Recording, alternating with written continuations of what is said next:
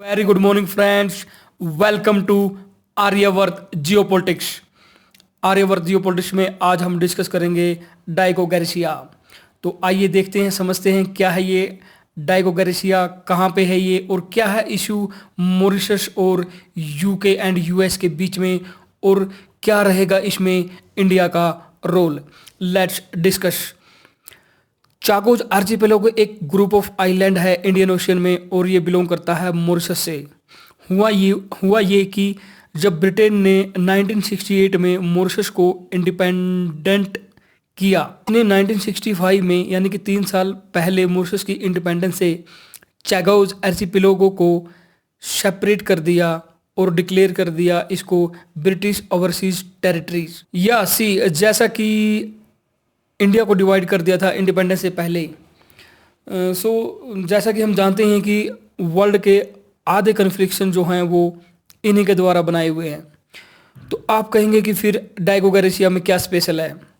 देखिए, डाइगो गैरिसिया एक आइलैंड है चैगोज ग्रुप ऑफ आइलैंड में, और ये ब्रिटेन ने यूएस को दे रखा है लीज पे, और यूएस ने बना रखा है इस पर मिलिट्री बेस, इसलिए यहाँ पे यूएस भी इन्वॉल्व है। देखिए, मॉरिशस 1968 में तो कुछ नहीं बोल पाया क्योंकि तब इसके लिए मुद्दा बस यही था कि एनी हाउ एक बार इंडिपेंडेंस मिल जाए।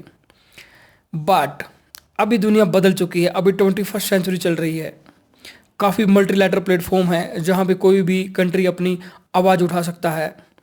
सो मॉरिशस ने भी अपना कैंपेन स्टार्ट किया। अभी भी कॉलोनियलिज्म चल रहा है और ब्रिटेन ने मॉरिशस के इस चैगोज आर्चिपेलागो यानी कि ग्रुप ऑफ आइलैंड है जो चैगोज, इसको अपने कंट्रोल में रखा हुआ है और ये कॉलोनियलिज्म ही है।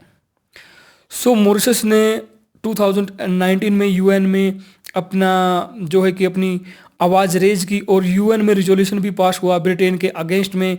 अब इम्पोर्टेंट बात यहाँ पे ये है कि यूएन रिजोल्यूशन के बाद भी ब्रिटेन ने इसे मॉरिशस को वापस नहीं किया। तो यहाँ पे आप ये भी समझ सकते हैं कि देखिए वेस्टर्न कंट्रीज़ का ये कैसा डबल स्टैंडर्ड है। ओके, हेयर इंडिया पर्सपेक्टिव ये है कि हम मॉरिशस के साथ शेयर करते हैं common history, culture and democratic value. So India ने 2019 में मॉरिशस का सपोर्ट किया। आप देख ही रहे कि मॉरिशस के प्राइम मिनिस्टर भी इंडिया आए हुए हैं और ब्रिटेन के प्राइम मिनिस्टर भी इंडिया आए हुए हैं।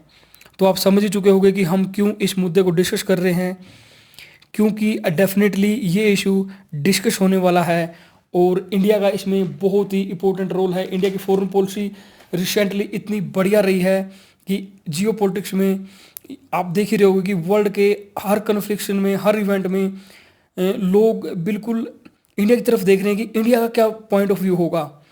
तो और हमारे रिलेशन यूके और यूएस से भी बहुत बढ़िया है और मॉरिशस से भी बहुत बढ़िया चल रहे हैं। सो इंडिया ही है जो कुछ बीच का रास्ता निकाल सकता है। इंडिया के जो डिसीजन है ना, इंडिया के डिसीजन प्योरली अपने नेशनल इंटरेस्ट पे बेस्ड है। बिल्कुल, मैं आपको पहले ही बता रहा हूँ, क्योंकि अगर अब इंडिया फुल्ली मॉरिशस का सपोर्ट न करे तो मीडिया में ये खबरें आएंगी कि यूएस का प्रेशर में आ गया इंडिया। ये ऐसा कुछ नहीं है। Let me clear friends very well in advance, क्योंकि अब सिचुएशन ये है कि चाइना का इंटरफेरेंस इंडियन ओशियन में काफ़ी बढ़ चुका है और हम इसको काउंटर करना चाहते हैं। और इंडिया जो है कि क्वाड का मेंबर भी है, तो हम बिल्कुल चाहेंगे कि यहाँ पे अगर यूएस का मिलिट्री बेस होता तो हमें एक्सपोर्ट मिल जाता है डेफिनेटली, है ना। तो अब सिचुएशन थोड़ी चेंज हो चुकी है। सो इंडिया बीच का रास्ता ये निकाल सकता है, ये सजेस्ट कर सकता है या ये कंसेंसस बिल्डअप कर सकता है यूके और मॉरिशस के बीच में कि यूके डिक्लेयर कर दे, ये कह दे कि बिल्कुल ये जो चैगोज ग्रुप ऑफ आइलैंड है ये बिल्कुल मॉरिशस को बिलोंग करता है और मैं मॉरिशस को इसको रिटर्न कर रहा हूँ। फिर मॉरिशस ये कह दे, क्योंकि मॉरिशस को भी पता है कि एकदम से आइलैंड ले लेना अब इतना इजी नहीं होगा, क्योंकि वहाँ पे मिलिट्री बेस सेटअप हो चुका है और जो जियोपॉलिटिक्स सिनेरियो चल रहा है ऐसे में यूएसए इस मिलिट्री बेस को नहीं छोड़ने वाला। देखो, यूएन का रेजोल्यूशन 2019 में आ चुका है, बट फिर भी इसको यूके ने मॉरिशस को वापस नहीं किया है। तो सेम सिचुएशन है, बिल्कुल नहीं चाहेंगे ये यहाँ पे जब यूएस का मिलिट्री बेस है तो इसको छोड़ना। और ये बात मॉरिशस भी समझता है।